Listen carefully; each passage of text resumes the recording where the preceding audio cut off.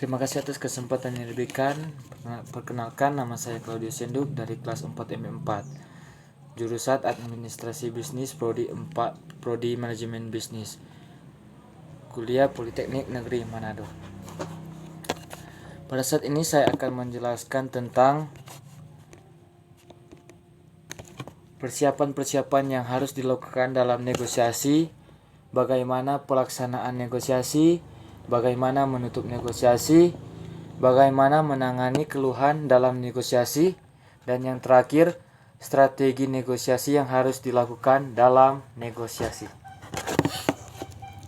Langsung saja kita masuk pada pembahasan yang pertama, yaitu menjelaskan tentang persiapan-persiapan yang harus dilakukan dalam negosiasi.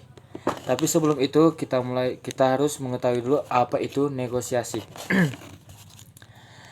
Negosiasi adalah metode yang digunakan untuk menyelesaikan perbedaan, atau negosiasi adalah proses mencapai kesepakatan yang bertujuan untuk menghindari pertengkaran dan perselisihan. Jadi negosiasi seperti itu. Langsung saja kita masuk pada pembahasan yang pertama, bagaimana persiapan-persiapan yang harus dilakukan dalam negosiasi. Pertama, tahap persiapan. Sebelum bernegosiasi perlu untuk menentukan lokasi dan waktu pertemuan dan siapa yang harus menghadiri pertemuan negosiasi. Membatasi skala waktu yang dapat membantu mencegah perselisihan yang sedang berlangsung.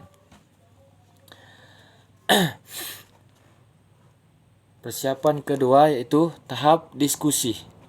Pada tahap ini, setiap individu atau anggota dari masing-masing pihak akan mengajukan kasus untuk masalah mereka. Lanjut ke tahap yang ketiga, yaitu klarifikasi tujuan.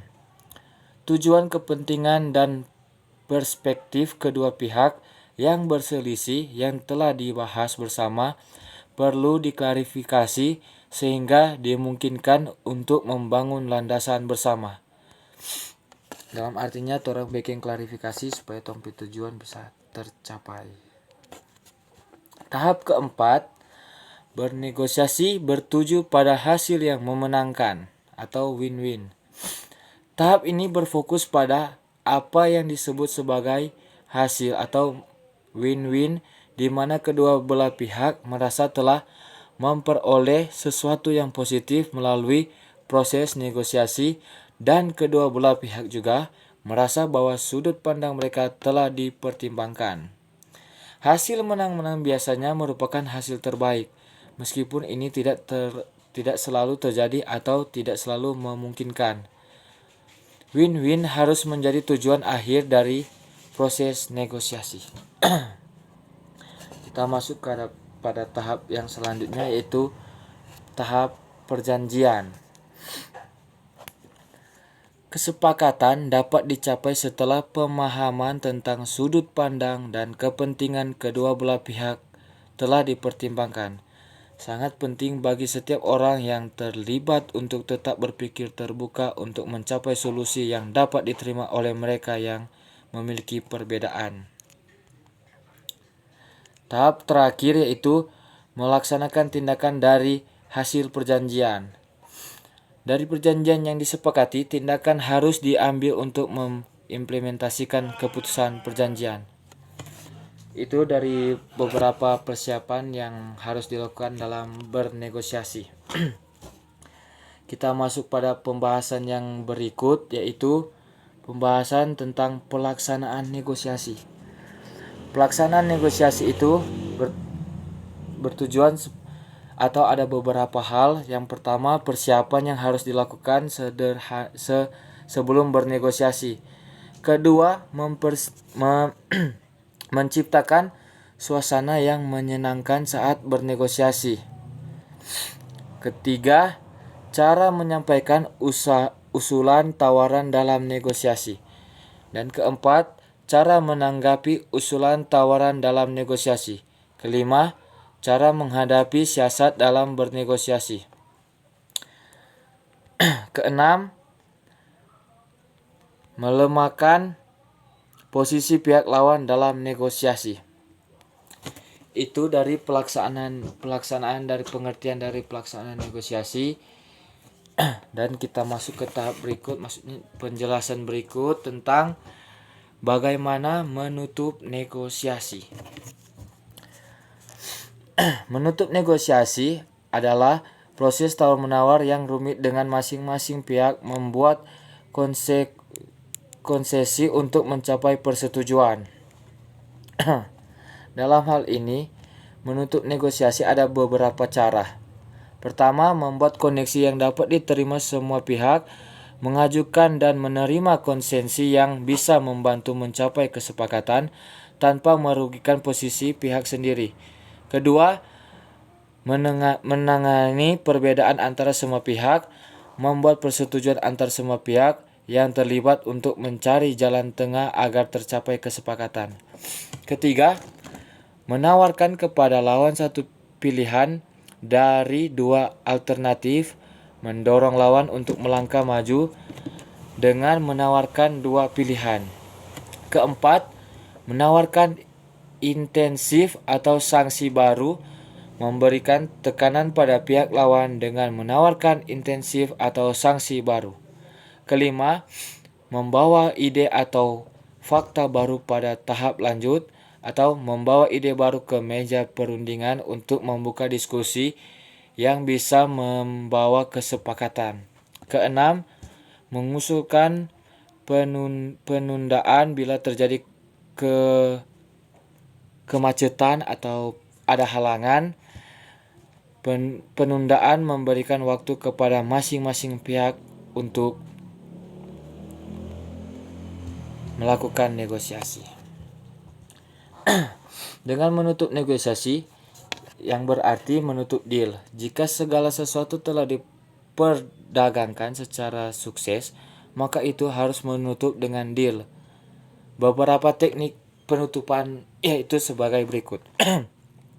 Ringkaslah manfaat dari usulan-usulan dan mintalah deal. Tawarkan konsesi final mengenai ketentuan kesepakatan deal. Berikan pilihan antara dua alternatif. Sebagai negosiator, TOK adalah dapat mengeksploitasi kekhawatiran dari satu pihak untuk tidak melakukan deal.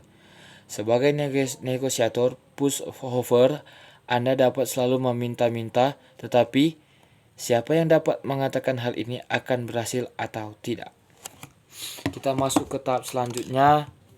Penjelasan yang berikut adalah menangani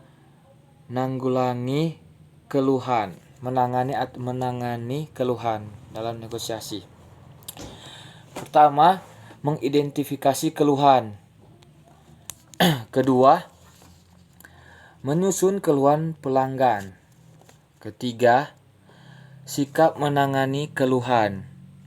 Keempat, solusi terhadap keluhan.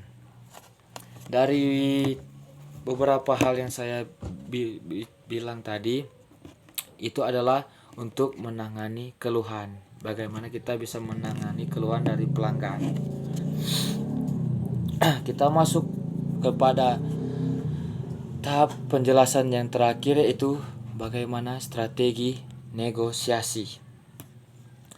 1. Dalam strategi negosiasi saya membuat 5 strategi. Pertama, 1. Perhatikan nada bicaramu. Penelitian menemukan bahwa suara seseorang saat berbicara menentukan bagaimana pesannya dapat tersampaikan dengan baik. Jadi kita harus perhatikan nada bicara saat melakukan negosiasi. Kedua, hindari kata-kata yang kurang meyakinkan. Jangan kasih keluar kata-kata yang torang pelanggan mau dengar, mau ragu dang, pat orang dang begitu. Ketiga, lakukan riset. Riset ini sangat perlu dilakukan sebelum proses negosiasi dilakukan. Selain itu, memperkuat argumen yang telah kamu miliki. Riset juga dapat membantu menunjukkan betapa profesionalnya kamu dan perusahaan ketika melakukan presentasi.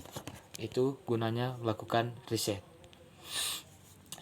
Keempat, jangan terlalu personal.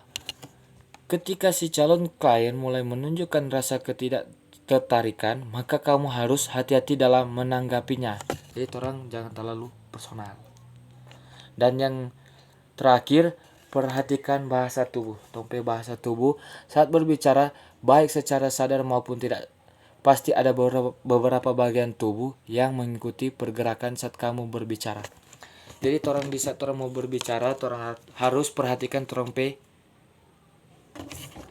bahasa tubuh supaya di sana orang boleh mau dapat menanggulangi, dapat memanfaatkan apa yang sedang orang presentasikan.